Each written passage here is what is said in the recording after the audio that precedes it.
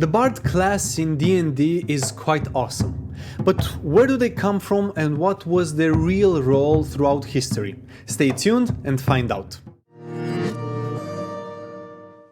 Hello everyone and welcome to Funky Monkey MP, the place where you get your weekly dose of miniature painting, history and world building. On today's episode we'll be talking about my personal favorite class from Dungeons & Dragons, from Final Fantasy XIV and many other games, the Bard. I've got, for this occasion, a thematic t-shirt, I've got a little tea in my cup, a little coffee in my mug, I got comfy and I am ready to begin.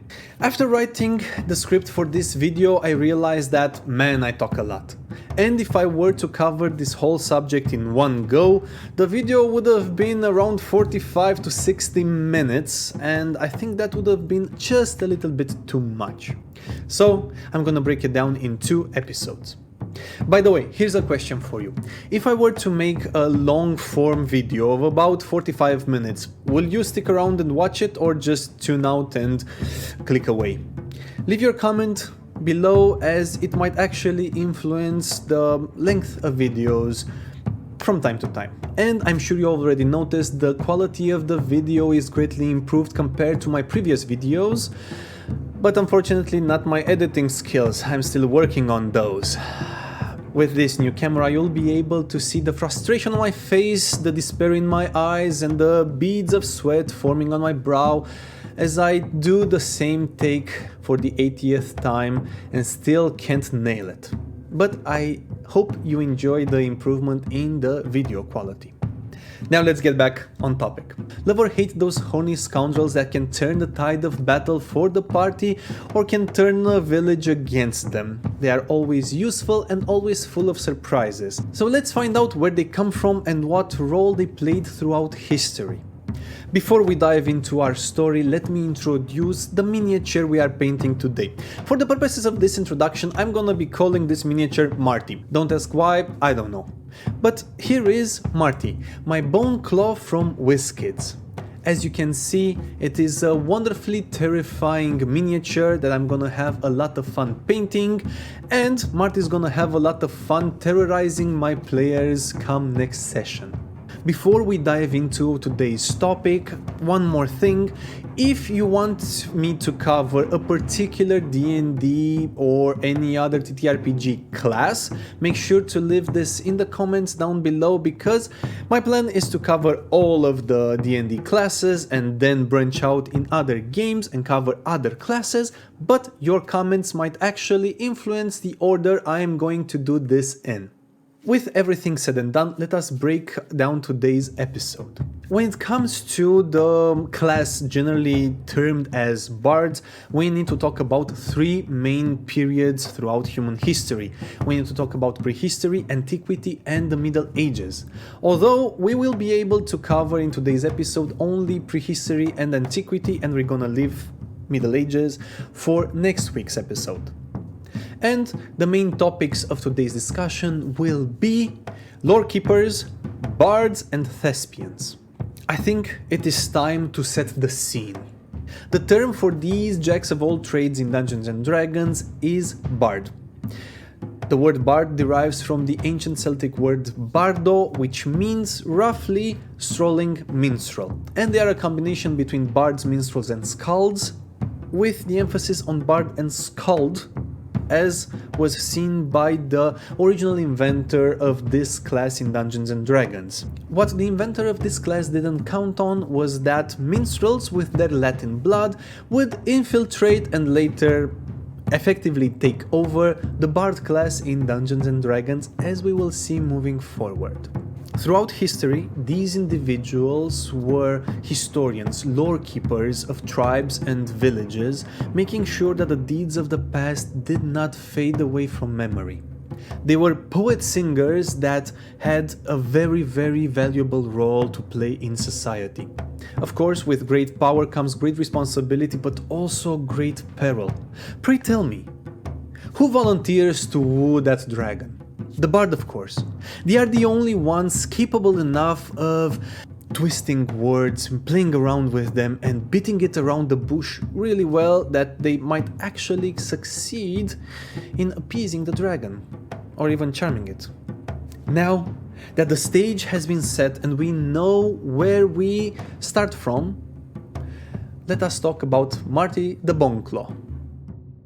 Using Stormvermin Fur, the same paint I used to base coat Marty's torso, I'm painting the base of the miniature. If I don't do it now, it's gonna be a little bit more difficult to do it later, once I'm done with his robes, and I will run the risk of messing them up. I want to apologize for the weird angles or the loss of focus. I'm still playing around with the camera and I'm not really that tech savvy. In other words, it is whipping my behind, but I'm learning. The mini looks good at this phase of the painting process. With Null Oil, I'm adding shadows to the robes and toning down the color scheme. I ended up adding 2 coats of Null Oil. Welcome back. Let's start with prehistory. The story of the Bard and the Skald and the Minstrel and Troubadour all start around a small campfire at the mouth of a cave, or in a very small tribe, a very small village, a small settlement somewhere in a deep, forgotten forest. As society grew around them, so did the role of the bards and the skalds and the general lore keepers did. When word was not yet bound to writing, when tomes and manuscripts and books were never heard of, there were campfire stories, legends, and myths. And because humans love to play and sing, all of the knowledge accumulated by humanity to that point was bound in song and poems. And when I say poems, I don't mean poetry as we know it today. What I mean is sagas and epics such as Gilgamesh and Beowulf. Songs were not as we know them today. What we listen to today is the result of thousands of years of evolution. The first songs were in essence rhythmic incantations. Incantations and rhythms that allowed lore keepers to easily remember and to pass on knowledge. The best way, and I think the silliest way to imagine this, is children's songs about the alphabet. You know what I'm talking about, A, B, C, D, E. This is a good example of putting knowledge into songs so it's easily assimilated by the audience. These songs and these incantations were accompanied by very, very rudimentary but still very effective instruments like flutes or like drums. These were used to create a mystical atmosphere that entranced both the lore keeper and the audience. Lore keepers had a very, very important role in society by not allowing legends and stories and deeds of old fade from memory. Oral history defines humanity for far longer than the written history does. Even to this day, a very big chunk of human knowledge is still passed on orally and not through books. Lore keepers started off very young as apprentices around masters in their craft.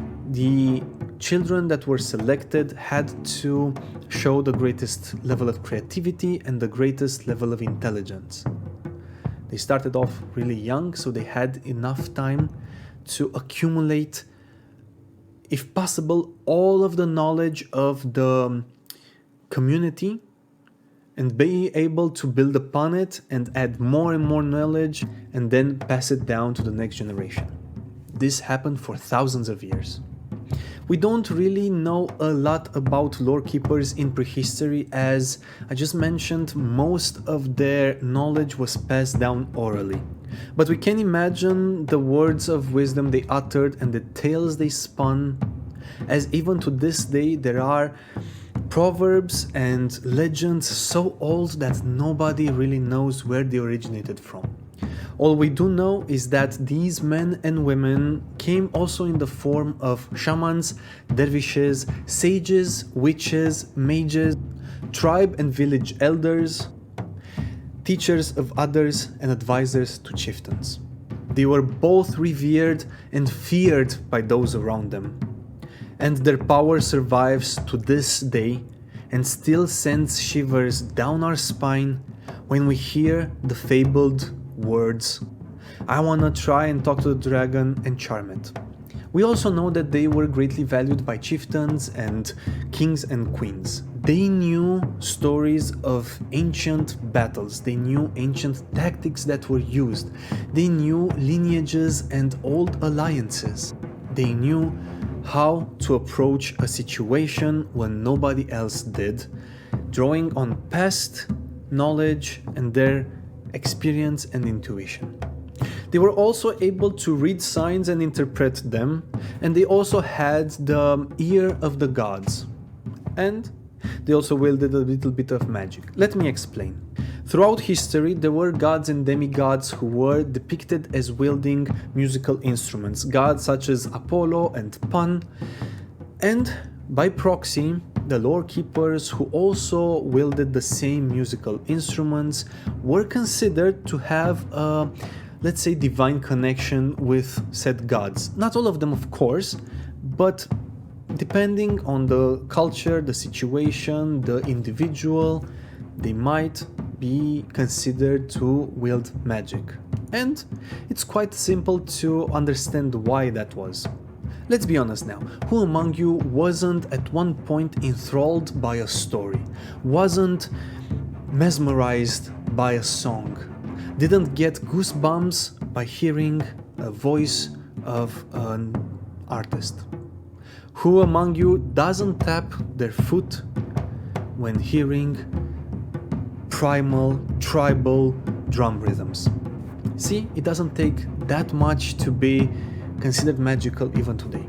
With the role of the lore keeper in prehistory somewhat explained, let us move on to antiquity, where we get to see a more familiar image of the bards we see in D&D and generally in fantasy.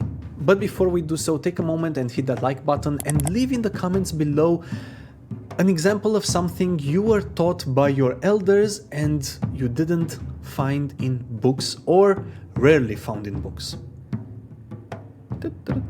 Done? Cool, let's talk about Marty. Again, sorry for the weird angles. Well, not so much the angle now, more not having the mini in the frame. After the coat of Agrax Earthshade used on Marty dried up, I went in with Zendri Dust, the main color of what's left of his skin, once more, and I re-added my mid-tones.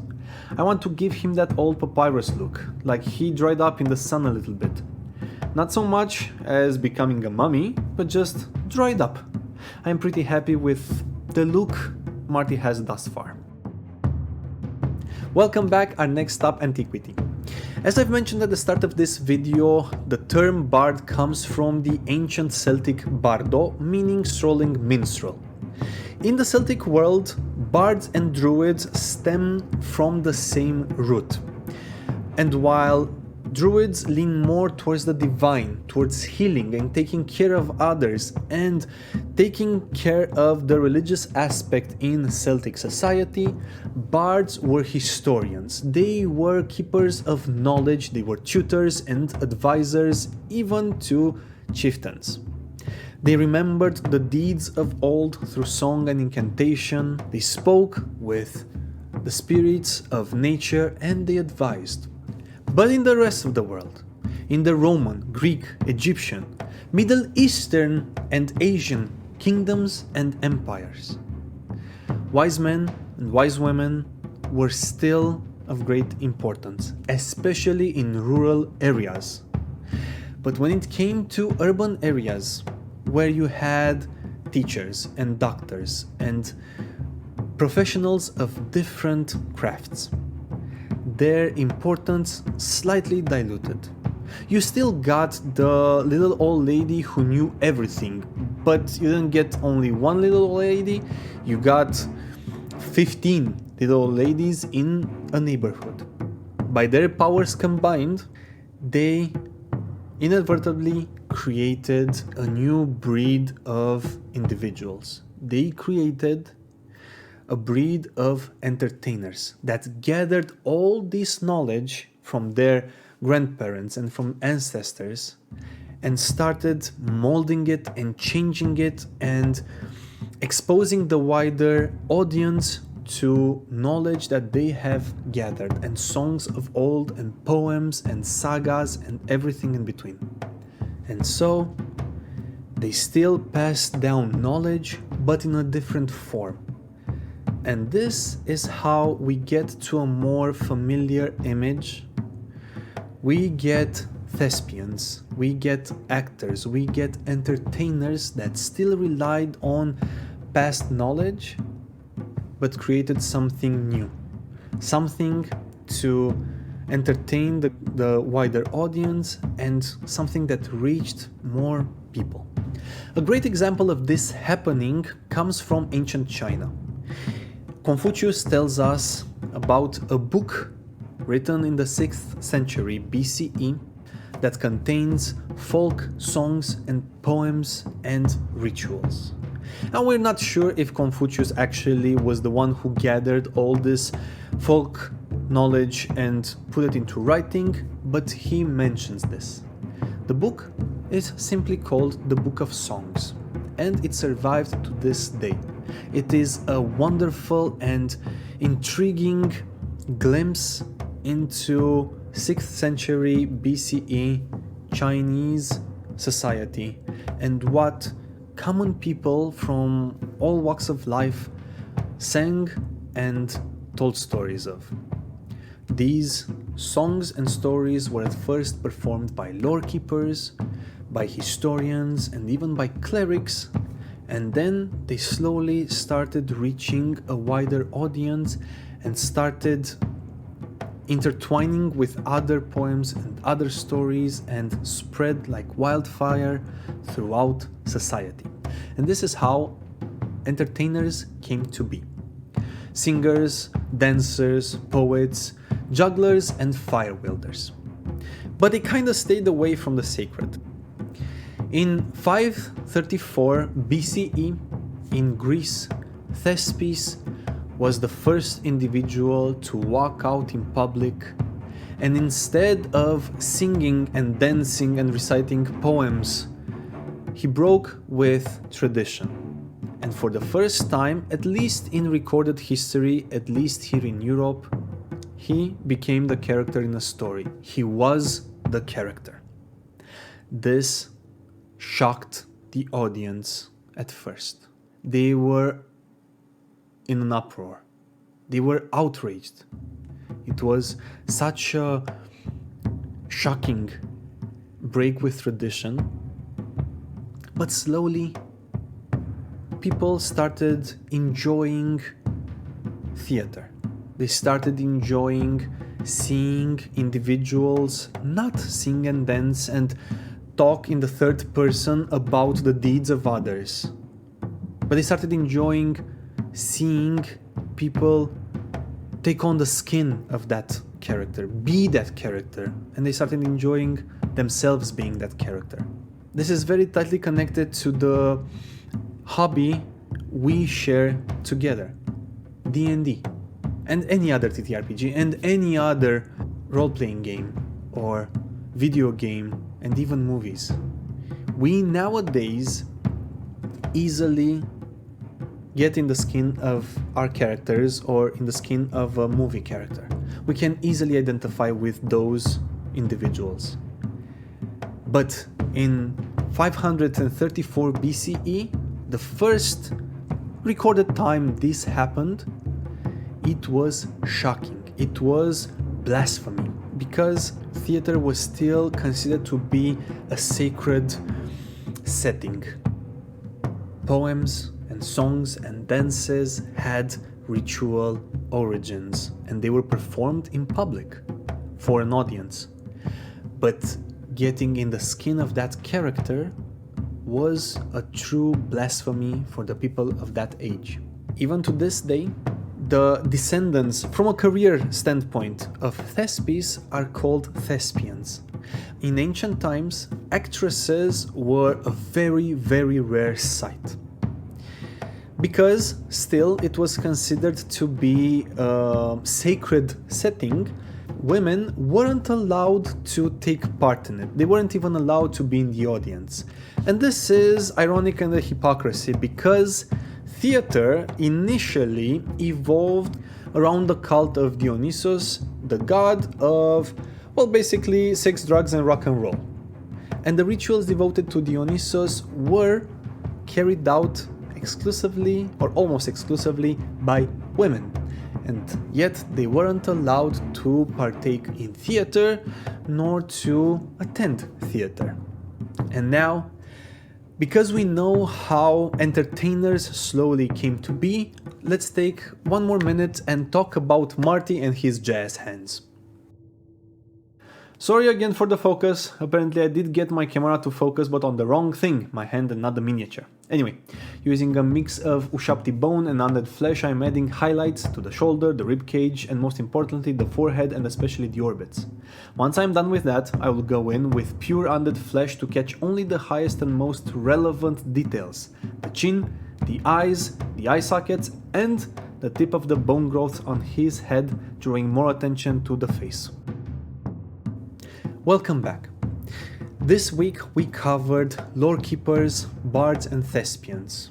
Next week we will talk about the more familiar image that we have about bards. We will be talking about minstrels, troubadours, skalds and a few others. This video and all of the videos that I am putting out are only a very watered down version of very complex subjects.